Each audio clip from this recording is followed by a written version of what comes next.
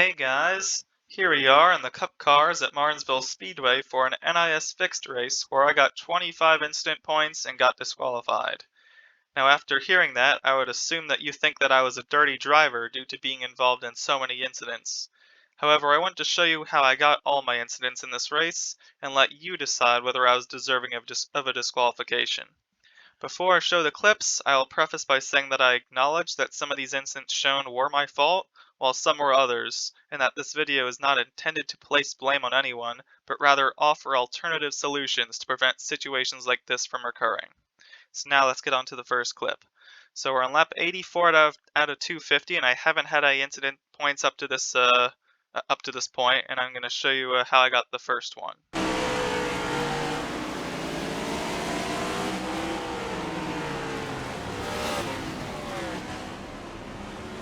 So now you got an idea of what the incident was. If we look up ahead, we see that, was it this car? The car had, no, it looks like this car just got loose out of the corner exit, tried to correct, hit the wall, and was basically sideways across the track, got tagged, and started spinning more. And if we look at actually this from TV view, you can see that there's a bunch of cars behind me, and I felt that the fact that this car is basically doing pirouettes, I don't know which direction of the track it's going to go. Plus, if I change lanes, I might get rear-ended by another person making a drastic decision, like this guy's going much faster. So I get on the brakes, make small contact around, let's see how fast did I make contact with this car, around 35 miles per hour, and I get a 4x for this and about 5 seconds of optional repairs. So basically trying to avoid a wreck that I felt was difficult to avoid. Again, this is just the first incident in a full speed onboard.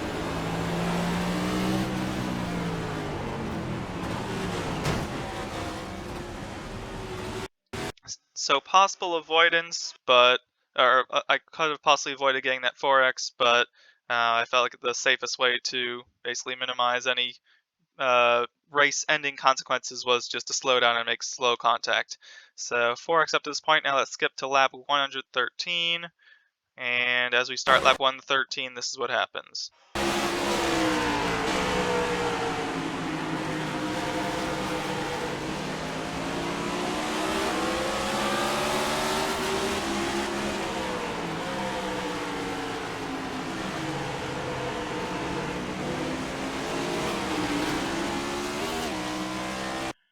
So there was actually two separate incidents that happened. Just looking at far chase view, there was this huge wreck into the outside wall. Let's see what happened here. It looks like this car on the inside clipped the curb under braking and got loose, kind of slid up the track in the rear, tapped the guy on the outside, and once he corrected the car, he just sent them both into the wall. So huge wreck for both of them, but they straightened it out, and apparently that didn't bring out a caution. But up ahead, we have the 30 car that got loose, clipping the curb on exit, and looks like whoever was behind them didn't react in time or tried to move up out of the way. And that small contact right there, you can see that there was actually no contact whatsoever, but somehow I got a ghost 4x from this. So pretty annoying. Absolutely no contact, but you can see that his car did move from this. If we just watch as on board, you can kind of just see.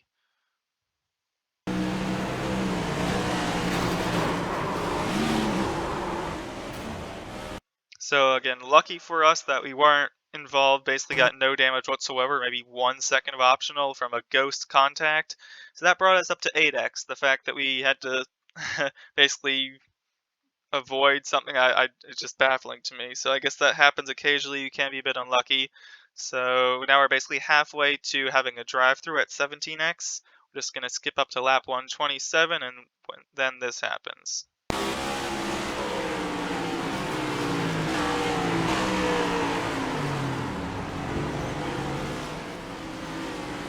It actually happened a bit fast, so I'll see if I can clarify what happened here. So if we go up ahead, we see that there is a car, it's the 17, just coming out of the corner.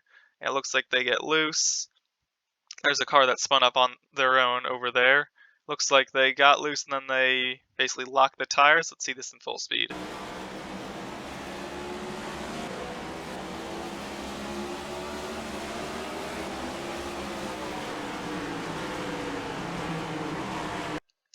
So yeah, it looks like the way that they prevented themselves from spinning was getting on the brakes, which is actually a really smart move. Prevented any caution from coming out. And here's my onboard, and I'll explain what happened after this.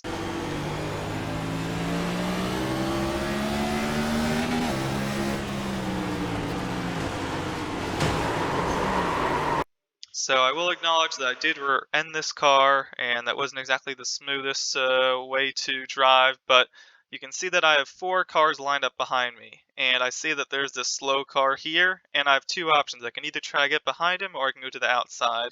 Now, if I get to the outside of him, you can see these cars are going to the inside, and I'm going to lose all these spots being stuck on the outside car. Obviously, I'll probably get around him eventually, assuming he gets back up to speed, but I didn't want these guys to get under me, and so I thought that by the time we get into the corner, when we start braking, that we'd be at a close enough speed that it wouldn't be dangerous to get behind him, even though he was still accelerating. So that was the intention. And if we look at the speed that he has going into this corner, he is at like 95 miles per hour compared to me, who's 115. So as we're getting onto the brakes, I'm down now to 100. So and he's down to around 80 or so. It looks like, yeah, 80. So about a 15 miles per hour difference, which causes contact. However, this contact, even though it was a bit unnecessary, that was a 0x. However, the person ramming into me, that's what gave me the 4x. So this person who wasn't able to react in time. And let's watch his onboard.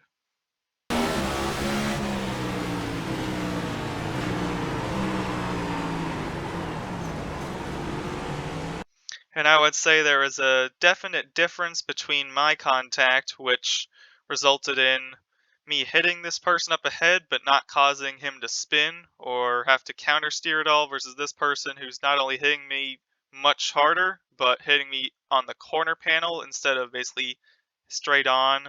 So this person didn't slow up in time, hitting the corner panel caused me to spin, and then instead of being able to get out of the way, once again, as I come back down the track, they hit me again, and now I'm basically stuck in the grass here.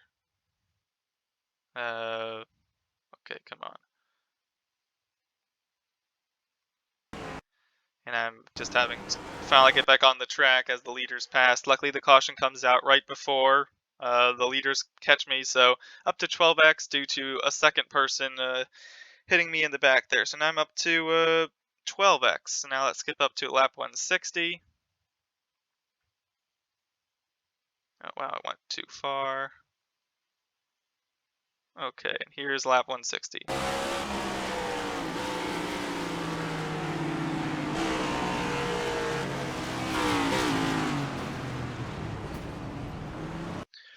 So once again, there is a wreck up ahead. Looks like there's a 21. What caused this to happen? Looks like they just got loose on the corner exit.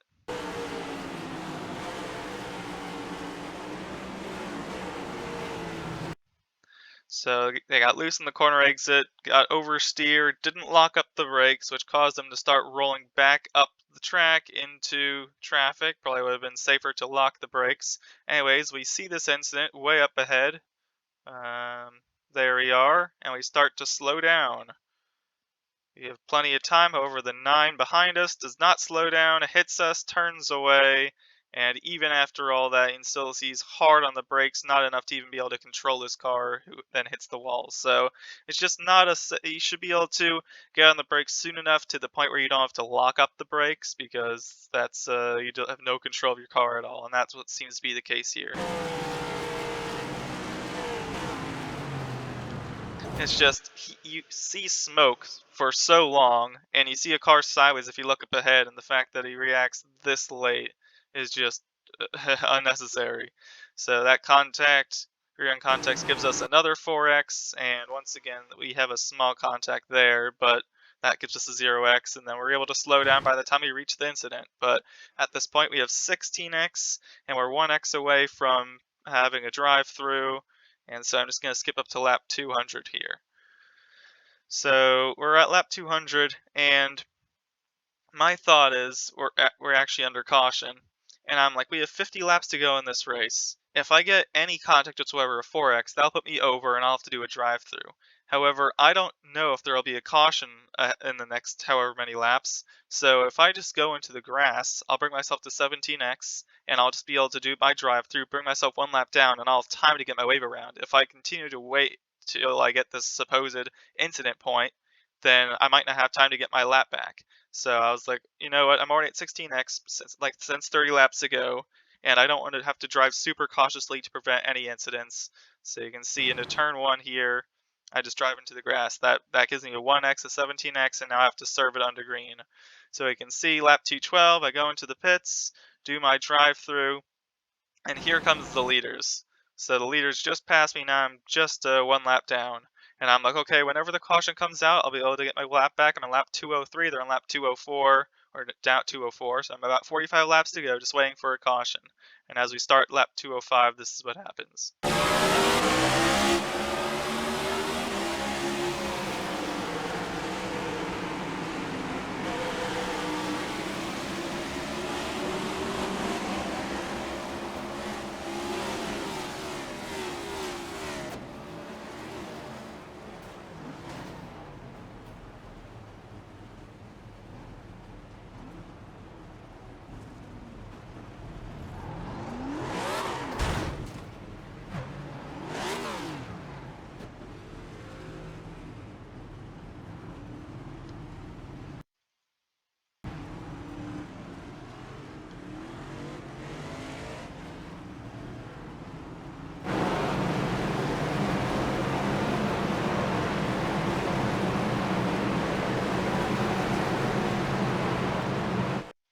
And with that contact, it brings me to 25x. So you may wonder, how did I go from 17x all the way to 25 with all that craziness, and what the heck just happened? So, uh, basically what happened is the 6 car, I was honestly trying to get out of the way. I realized that these guys are on their lead lap and I'm a lap down. I don't care to fight them.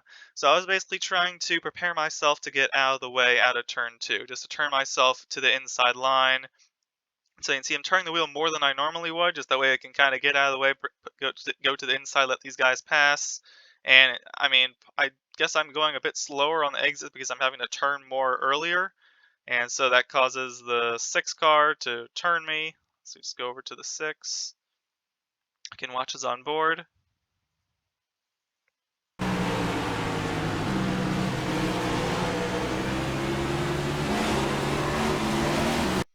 And for all the cautions we've had, we probably have 20 cautions up to this point. There's just no reason to be that urgent to have to hit someone out of corner exit. Again, I realize I'm a bit slow, but it's just, he is in no rush. It's a lap car. He'll get around me without needing to wreck me. But anyways, that's what ends up happening. He ends up spinning me, and this loss of control due to a spin gives me an extra 2x. I'm now up to 19x. And I realize I'm sideways now, just waiting for a caution to come out. I'd expected a parked car would cause that, and I'm like, okay, no cautions are going to come out. I'm just going to see if I wait for the field to clear. I'm looking in my rearview mirror, and I see, if we just go to blimp view here, looking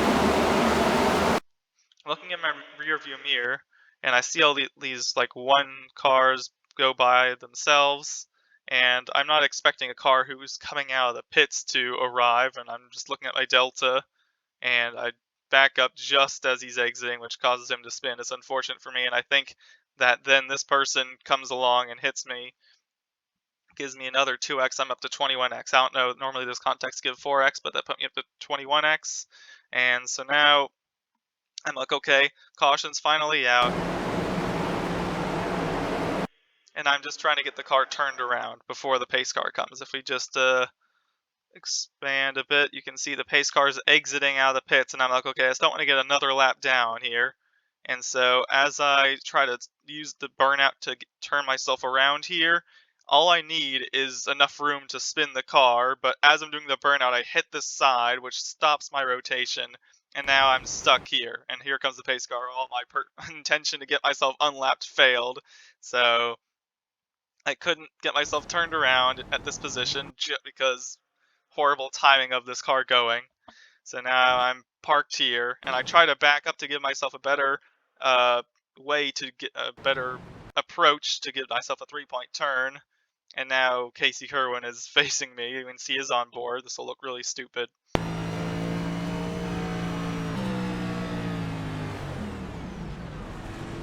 I understand it's dangerous driving with a pack coming, but I feel like that's just kind of the result of a track that's so short to lap even under caution, to the point that literally I can't turn myself around after all this time due to the fact there's cars in the way, and it's just I don't know if it's about waiting until the whole field comes, but the fact that everyone's coming so fast, am I supposed to wait for the field to pass me twice before having to turn myself around? Am I supposed to tow? I don't know what the appropriate thing is. It just seems ridiculous. So, anyways, luckily there's no contact here.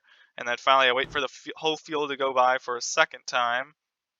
And I'll just go back to my onboard here. We finally wait for them to go, and then here's what I see. Again, I can't see anyone other than this perspective. I see the cars pass.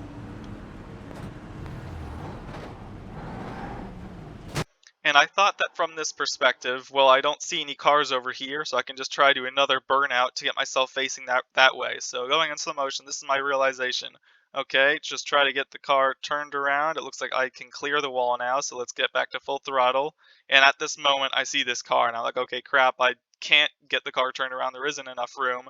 So I get on the brakes hard here, and I still hit him at 10 miles per hour. That contact gives me a 4x.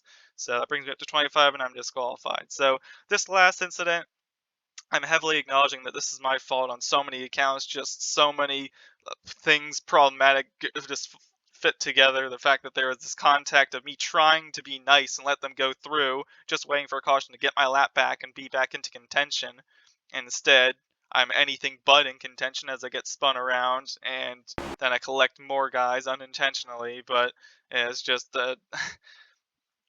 I guess the better approach would have been to wait, but it's just like so many issues could have been minimized. Even after that happened, I was like, okay, sorry to have collected this guy, and backing up was unnecessary. I shouldn't have done that, but it's just like at this point, if this guy just waited, if this guy just stayed parked instead of having to go at the exact time I'm trying to do my burnout, just it's just I can't get the rotation and I'm just stuck. That is honestly the worst part of this. The fact that the pace car was coming and I would have been able to get turned around before getting lapped again. And instead, I end up holding the whole field up. So, and then even if we don't acknowledge this, just the whole scenario to bring me up to 16x, it just includes people hitting me from the rear end and then me trying to slow down to avoid a wreck of people spinning. And it's just this whole thing is chaos. And so the whole point of this video is for me to suggest this alternative, which is that I think iRacing should either increase the DQ limit for short tracks, not in general, but just for short tracks, because contact is more common, which you had seen in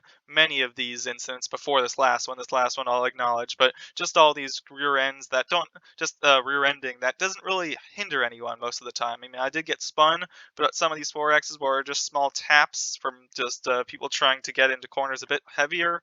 It's like you see that in real life. So I feel increasing it for short tracks, or to increase the sensitivity required to create a 4x for these short tracks, because like I said, some of these contacts are so small that I feel they should cause 0x.